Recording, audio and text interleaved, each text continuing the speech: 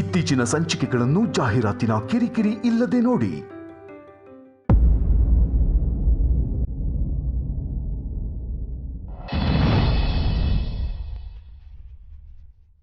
ಊಟ ಮಾಡೋಣ ಬನ್ನಿ ಅಂದ್ರಲ್ಲ, ಕ್ಯೂರೇ ಇಲ್ಲ, ಎಲ್ಲೋದ್ರು?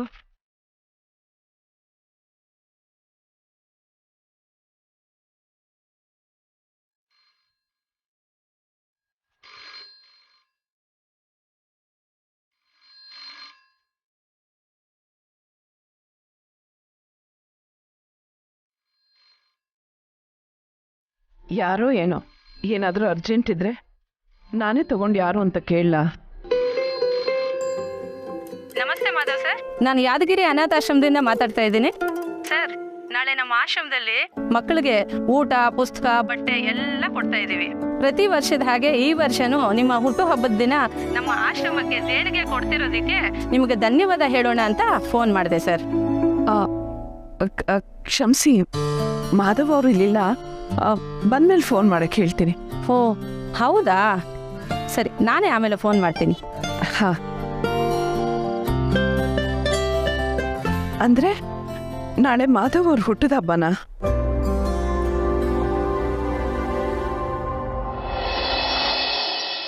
ಅಪ್ಪ ನಂಗೊಂದು ಸೈಕಲ್ ಕೊಡ್ಸಪ್ಪ. ಸೈಕಲ್ ಏನೋ ಕರ್ಮ, ಗೇರ್ ಸೈಕಲ್ ಕೊಡಿಸ್ತೀನಿ. ಕಾರೇ ಕೊಡಿಸ್ಬಿಡ್ತೀನಿ.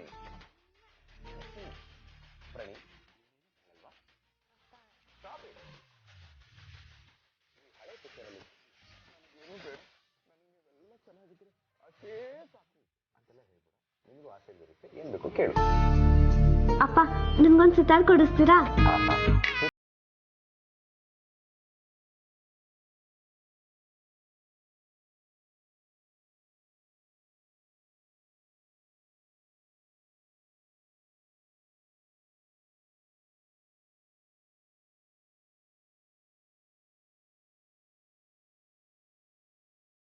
ಹುಡುಕು ಅಂತ ಹೇಳಿದ್ನಲ್ಲ, ಹುಡುಕೊಂಡ್ಯಾ? ಕೆಲಸ ಕೊಡೋನೆ ನನ್ನ ತಾತನ, ಹೋದ್ ಕೂಡಲೇ ಕೆಲಸ ಕೊಡೋಕ್ಕೆ. ನಿಮ್ಮ ತಾತ ಆಗಿದ್ರೆ ಖಂಡಿತ ಕೊಡ್ತಾ ಇರಲಿಲ್ಲ ನಿನಗೆ. ಈ ಜಾಗ ಒರ್ಸು, ನೀ ಕೂತಿದ್ದ ಜಾಗ ಒರ್ಸು.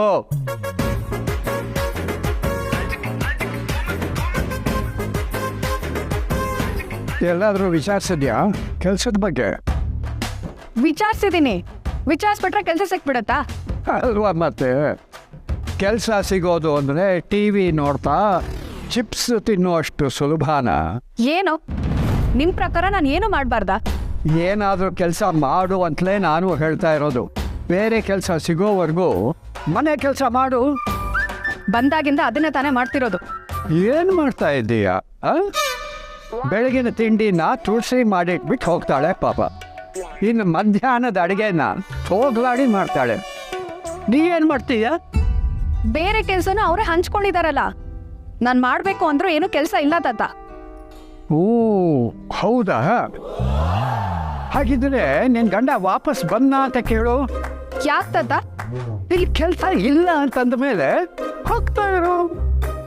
ಏನ್ ತಾತ, ಏನ್ ಹೇಳ್ತಿದ್ದೀರಾ?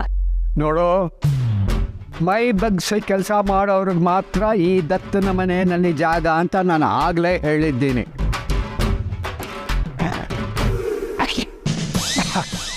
ಏನು ಧೂಳು ಹೊಡಿ. ಮುಂಚೆ ಪೊಡ್ಕೆ ತಗೊಂಡು ಬಂದು ಧೂಳು ಹೊಡಿ, ಆಮೇಲೆ ಸೋಪ್ ನೀರು ತಂದು ಸಂದಿನೂ ಕ್ಲೀನ್ ಮಾಡಬೇಕು. ಗೊತ್ತಾಯ್ತಾ? ನೋಡೋ, ಪೊರಕೆ ಅಥವಾ ಬ್ಯಾಗು ಎರಡೇ ಆಪ್ಷನ್ನು ನಿನಗಿರೋದು. ಯೋಚನೆ ಮಾಡು.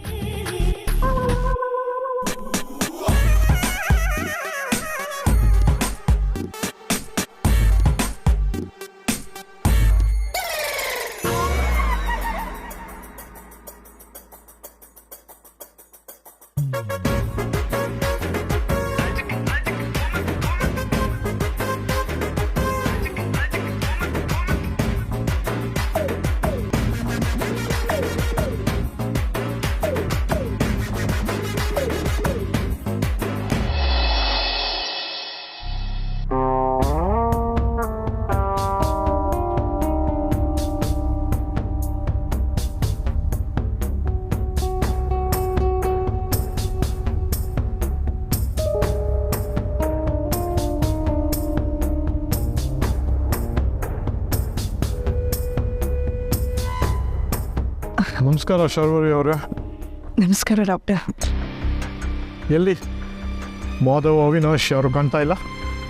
ಅವರಿಬ್ರು ಸ್ವಲ್ಪ ಬ್ಯುಸಿ ಇದ್ರು, ಅದಕ್ಕೆ ನಾನು ಕರ್ಕೊಂಡು ಬಂದೆ. ಇಷ್ಟು ವರ್ಷದಲ್ಲಿ ಮಹೇಶ್ ನನ್ನ ಹತ್ರ ಕರ್ಕೊಂಡ್ಬಂದಾಗೆಲ್ಲ ಅವರಿಬ್ಬರಲ್ಲೊಬ್ಬರು ಯಾರಾದರೂ ಇರ್ತಿದ್ರು, ಅದಕ್ಕೆ ಕೇಳಿದೆ ಅಷ್ಟೆ. ಮಾಧವ್ ಅವರು ಅವಿನಾಶ್ ಅವರು ಯಾವಾಗಲೂ ಇಲ್ಲಿಗೆ ಬಂದಾಗ ನಿರಾಸೆಯಿಂದ ವಾಪಸ್ ಹೋಗ್ತಾ ಇದ್ರು. ಆದರೆ ಈ ಸಲ ಒಂದು ಗುಡ್ ನ್ಯೂಸ್ ಹೇಳೋಣ ಅಂದರೆ ಅವರಿಬ್ಬರೂ ಬಂದಿಲ್ಲ.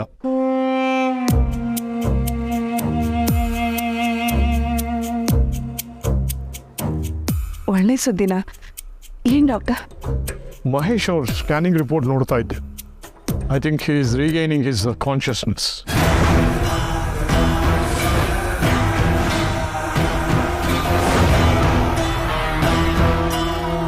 ಐ ಮೀನ್ ಅವ್ರ ಬ್ರೈನಲ್ಲಿ ಹೊಸ ಆಕ್ಟಿವಿಟಿ ಕಾಣ್ತಾ ಇದೆ.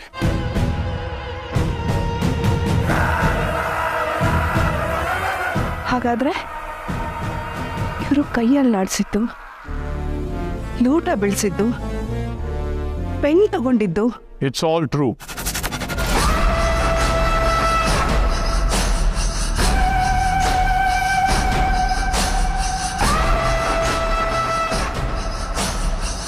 ಬರೀ ಇಷ್ಟೇ ಅಲ್ಲ, ಇನ್ನು ಮುಂದೆ ಸಣ್ಣ ಪುಟ್ಟ ಶಬ್ದಗಳನ್ನು ಮಾತಾಡಿದ್ರೂ ಆಶ್ಚರ್ಯ ಏನೂ ಇಲ್ಲ.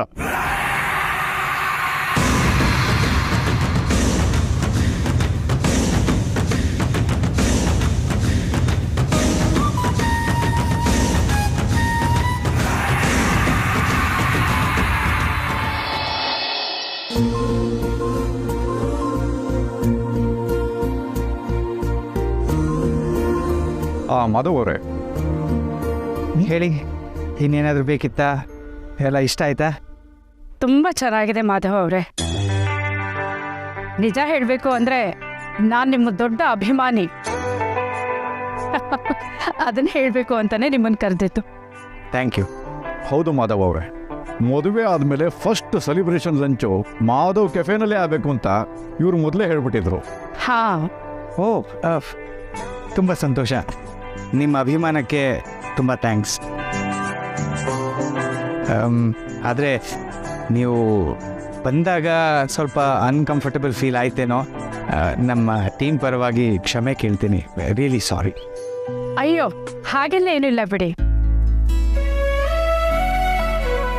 ಸಮಾಜ ಒಂದು ದಿಕ್ಕಲ್ಲಿ ನಡ್ಕೊಂಡು ಹೋಗ್ತಾ ಇರುತ್ತೆ, ನಾವು ಇನ್ನೊಂದು ದಿಕ್ಕಲ್ಲಿ ನಡ್ಕೊಂಡು ಹೋಗುವಾಗ ಜನ ಅದನ್ನ ನೋಡಿ ಆಶ್ಚರ್ಯ ಪಡೋದು ಸಹಜ, ಆಡ್ಕೊಳ್ಳೋದು ಸಹಜನೇ.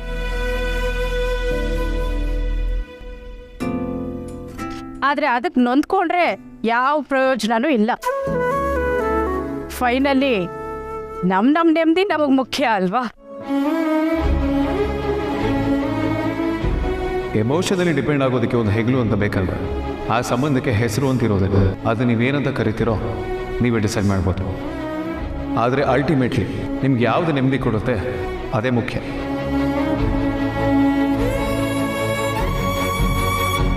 ಹೌದಾ ಡಾಕ್ಟರ್? ನಮ್ಮ ಮನೆಯವರು ಹುಷಾರಾಗ್ತಿದಾರ? ಅಂದರೆ ಅವರು ಮೊದಲಿ ಥರ ಮಾತಾಡೋದು ಓಡಾಡೋದನ್ನು ಮಾಡ್ತಾರಾ? May be or may not be. ಈಗಲೇ ಹೇಳೋಕ್ಕಾಗೋದಿಲ್ಲ ಶರ್ವರಿ ಅವ್ರೆ.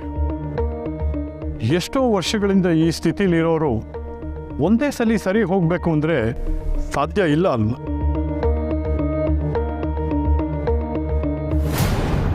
ಸದ್ಯದ ಕಂಡೀಷನ್ ನೋಡಿದ್ರೆ ಇವರು ಇಂಪ್ರೂವ್ ಆಗ್ತಾ ಇದ್ದಾರೆ ಅಂತ ಅನಿಸುತ್ತೆ. ಆದರೆ ಸಂಪೂರ್ಣವಾಗಿ ಯಾವಾಗ ಗುಣ ಆಗ್ತಾರೆ ಅಂತ ಹೇಳೋಕ್ಕಾಗೋದಿಲ್ಲ. ಅವರು ಪ್ರತಿ ಸರಿ ಮೂವ್ಮೆಂಟ್ ಮಾಡಿದಾಗಲೂ ಅಬ್ಸರ್ವ್ ಮಾಡಿ ನಮಗೆ ಹೇಳಿ. ಅವ್ರ ಮೂವ್ಮೆಂಟ್ ಬಗ್ಗೆ ನಮಗೆ ಗೊತ್ತಾದರೆ ಟ್ರೀಟ್ಮೆಂಟ್ ಏನು ಕೊಡಬೇಕು ಅಂತ ಗೊತ್ತಾಗುತ್ತೆ. So that he can recover fast.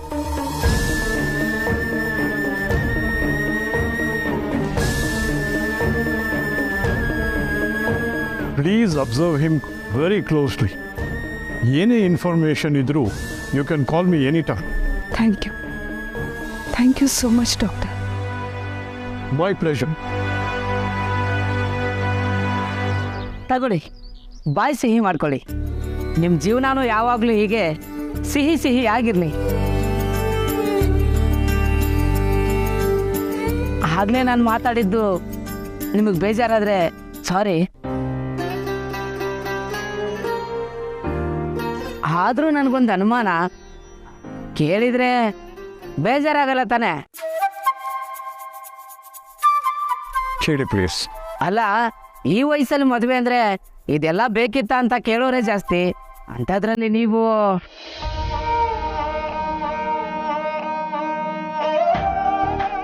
ಸದಾ ಏನು ಹೇಳ್ತಾ ಇದೆಯಾ? ಇಟ್ಸ್ ಓಕೆ ಮಾಧವ್ ಅವರೇ.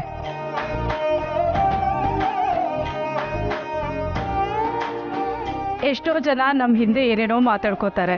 ಅದಕ್ಕಿಂತ ಹೀಗೆ ನಮ್ಮನ್ನ ಡೈರೆಕ್ಟ್ ಆಗಿ ಮಾತಾಡ್ಸೋರ್ನ ಕಂಡ್ರೆ ನಮಗೂ ಖುಷಿದೆ.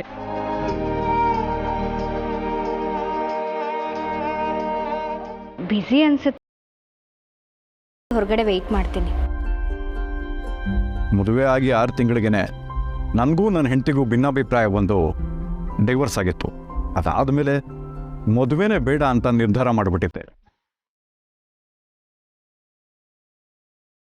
ಆದರೆ ಈಗ ಕೆಲವು ವರ್ಷಗಳಿಂದ ಒಂಟಿ ಅನ್ಸೋದಕ್ಕೆ ಶುರುವಾಗಿತ್ತು. ಎಲ್ಲರೂ ತಮ್ಮ ಸಂಸಾರ, ತಮ್ಮ ಮಕ್ಕಳು ಅಂತ ಬ್ಯುಸಿಯಾಗಿದ್ರೆ ನನಗೆ ಯಾರಿಲ್ಲ ಅನ್ನೋಷ್ಟಾಯ್ತು. ಖುಷಿನೂ ದುಃಖನೂ ಕೇಳೋದಕ್ಕೆ ಕಿವಿ ಬೇಕಲ್ಲ, ನೋವಾದರೆ ಹೆಗಲು ಕೊಡೋದಕ್ಕೆ ಒಂದು ಜೀವ ಬೇಕಲ್ಲ ಅನ್ನೋಷ್ಟು. ನಾನು ಇದೇ ಸ್ಥಿತಿಯಲ್ಲೇ ಇದೆ.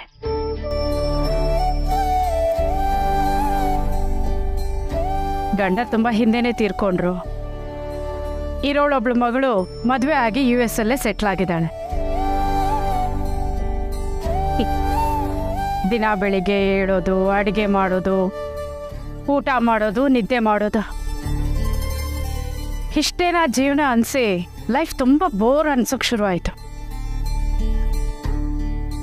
ಕೆಲವೊಂದ್ಸಲ ರಾತ್ರಿ ಮಲ್ಕೊಳ್ಳೋವಾಗ ನಾಳೆ ಬೆಳಗಾಗೋದೇ ಬೇಡ ಅಂತ ಅನ್ಸೋಕೆ ಶುರು ಆಗ್ಬಿಟ್ಟಿತ್ತು.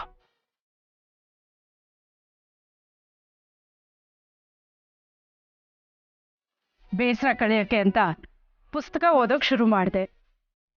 ಹಾಗೆ ಲೈಬ್ರರಿಗೆ ಹೋಗ್ತಾ ಬರ್ತಾ ಮಾಡೋವಾಗಲೇ ಇವ್ರ ಪರಿಚಯ ಆಗಿತ್ತು. ಮೊದಲು ಪರಿಚಯ ಅಷ್ಟೇ, ಆದರೆ ಹೋಗ್ತಾ ಹೋಗ್ತಾ ಇವ್ರ ಜೊತೆ ಮಾತಾಡಲಿಲ್ಲ ಅಂದರೆ ಏನೋ ಕಡ್ಕೊಂಡೆ ಅನ್ನಿಸ್ತಾ ಇತ್ತು. ಏನೇ ಖುಷಿ ಇರಲಿ ನೋವಿರಲಿ ಇವ್ರ ಹತ್ರ ಹೇಳ್ಕೋಬೇಕು ಅನ್ಸೋದು.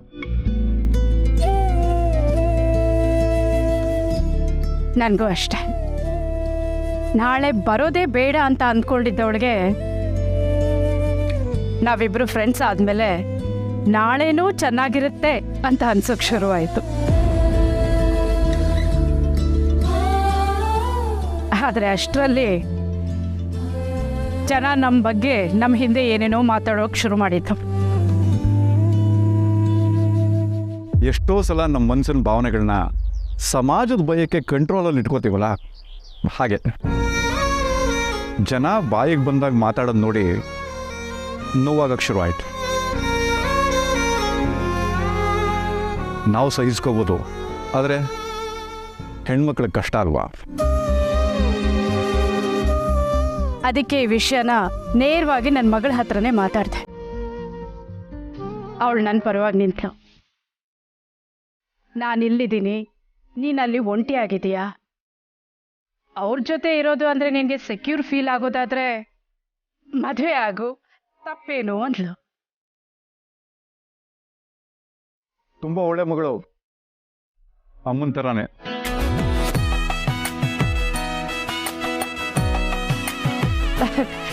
ನಿಜವಾಗ್ಲೂ ಮಾಧವ್ ಸರ್,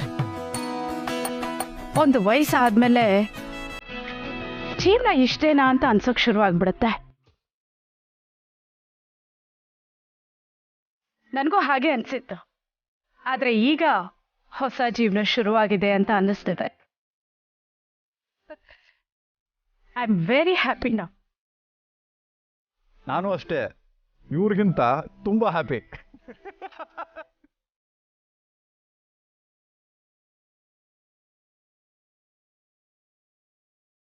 ಖುಷಿ ಆಯಿತು ಸರ್ ನಿಮ್ಮ ಕತೆ ಕೇಳಿ.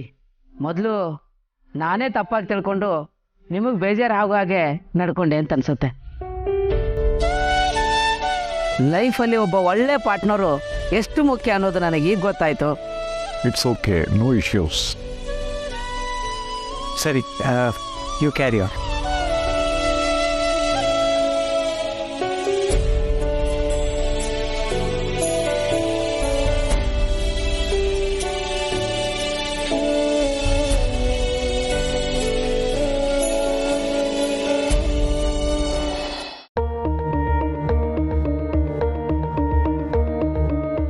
Doctor, one request.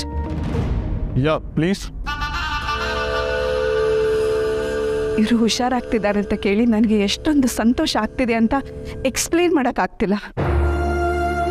ಆದರೆ ಎಷ್ಟೋ ಸಲ ಇವರು ಹುಷಾರಾಗ್ತಾರೆ ಅಂತ ನನ್ನ ಮನಸ್ಸಲ್ಲಿ ಹೋಪ್ ಬಂದು ಆಮೇಲೆ ನಿರಾಸೆ ಆಗಿರೋದೇ ಹೆಚ್ಚು.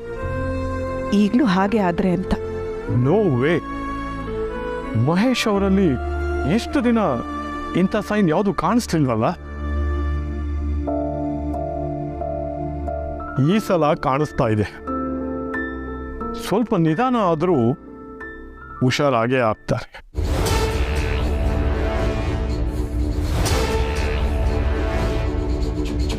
ಆದರೆ ಇವ್ರ ವಿಷಯಕ್ಕೆ ನಮ್ಮ ಭಾವ ಅಂದರೆ ಮಹಾದೇವ್ ಸರ್ ಎಷ್ಟು ತಲೆ ಕೆಡಿಸ್ಕೊಳ್ತಾರೆ ಅನ್ನೋದು ನಿಮಗೂ ಗೊತ್ತು.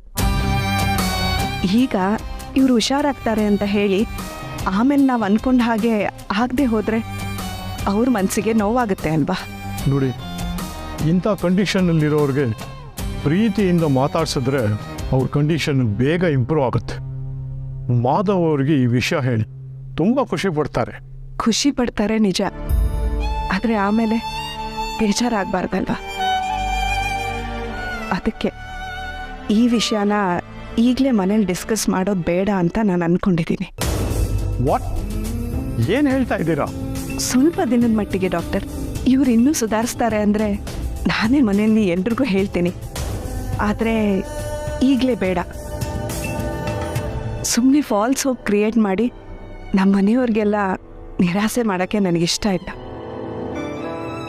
ದಯವಿಟ್ಟು ಡಾಕ್ಟರ್, ನಾನಿವತ್ತು ಇಲ್ಲಿಗೆ ಬಂದಿದ್ದೆ ಅಂತಾಗಲಿ, ಮಹೇಶ್ ಅವರನ್ನು ಇಲ್ಲಿ ಕರ್ಕೊಂಡು ಬಂದಿದ್ದೆ ಅಂತಾಗಲಿ ನಮ್ಮ ಮನೆಯಲ್ಲಿ ಯಾರಿಗೂ ಹೇಳಬೇಡಿ ಪ್ಲೀಸ್.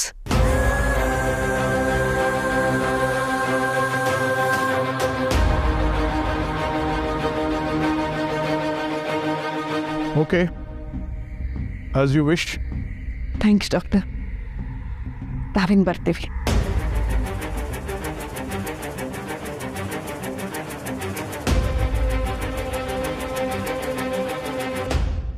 ಫೋಟೋ ಎಲ್ಲ ಹಳೇದಾಗಿ ಹಾಳಾಗ್ತಿದೆ, ಅದಕ್ಕೆ ಇದನ್ನ ರಿವೈವ್ ಮಾಡ್ಸೋಣ ಅಂತ ತಗೊಂಡು ಬಂದೆ. ಕೆಫೆ ಪಕ್ಕದಲ್ಲೇ ಸ್ಟುಡಿಯೋ ಇದೆ, ಅವರು ಮಾವಂಗೂ ತುಂಬ ಚೆನ್ನಾಗಿ ಪರಿಚಯ. ಈ ಹಳೆ ಫೋಟೋನೆಲ್ಲ ಸರಿ ಮಾಡ್ತಾರಾ? ಗೊತ್ತಿಲ್ಲ ಎಷ್ಟು ಮಟ್ಟಿಗೆ ಸರಿ ಮಾಡ್ತಾರೆ ಅಂತ, ಕೇಳಿ ನೋಡಬೇಕು. ಹೇಗಿದ್ರು ಇಲ್ಲಿ ಬರಬೇಕಾಗಿತ್ತಲ್ಲ, ನೀವು ಕೆಫೆಗೆ ಬಂದಿದ್ದೀರ ಅಂತ ಗೊತ್ತಾಯಿತು, ನೀವನ್ನ ಮಾತಾಡ್ಸ್ಕೊಂಡು ಹೋಗೋಣ ಅಂತ ಬಂದೆ. ಒಳ್ಳೇದಾಯ್ತು ಪೂರ್ಣಿ. ನಾನು ಸಿರಿ ಎಷ್ಟೋ ಸಲ ನಿನ್ನ ಬಗ್ಗೆ ಮಾತಾಡ್ತಾ ಇರ್ತೀವಿ, ಎಷ್ಟು ಒಳ್ಳೆ ಹುಡುಗಿ ಅಂತ. ನೀವೆಲ್ಲ ಒಳ್ಳೆಯವ್ರಲ್ವಾ, ಅದಕ್ಕೆ ನಾನು ಒಳ್ಳೆಯವಳ ಥರ ಕಾಣಿಸ್ತೀನಿ ಅಷ್ಟೇ. ಒಂದು ಇಲ್ಲಿ ನೋಡಿ, ಮಾವ ಎಷ್ಟು ಚೆನ್ನಾಗಿ ಕಾಣಿಸ್ತಾರೆ.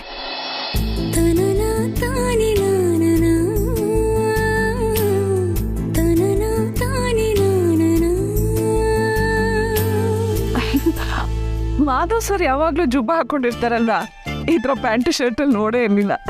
ನಾನು ನೋಡಿಲ್ಲ.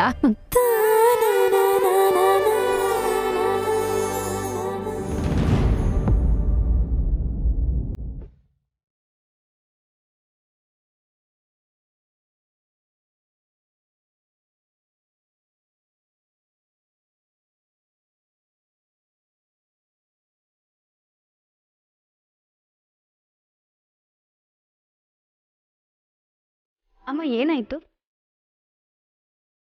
ಮಾಧವ್ ಅವ್ರವ್ರ ಹೆಂಡ್ತಿನ ಎಷ್ಟು ಚೆನ್ನಾಗಿ ನೋಡ್ಕೋತಿದ್ರು ಏನೋ, ಈಗ ಅವ್ರಿಲ್ಲ ಅನ್ನೋದು ಒಂಥರ ನೋವಾಗುತ್ತೆ. ಮಾಧವ್ ಅವರು ಈಗ ಒಂಟಿ ಅಂತ ನೆನೆಸ್ಕೊಂಡು ಬೇಜಾರಾಗತ್ತೆ.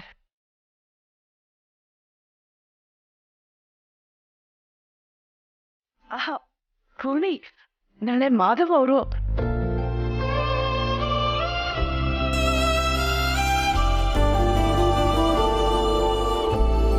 ಪೂರ್ಣಿ, ನೀನು ಯಾವಾಗ ಬಂದೆ?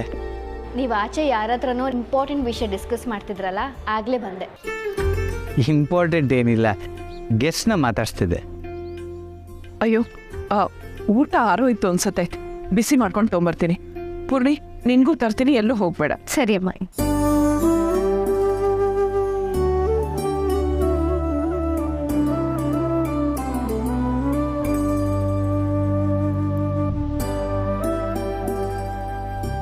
ಮಾವ, ಏನೋ ಯೋಚನೆ ಮಾಡ್ತಿದ್ದೀರಾ?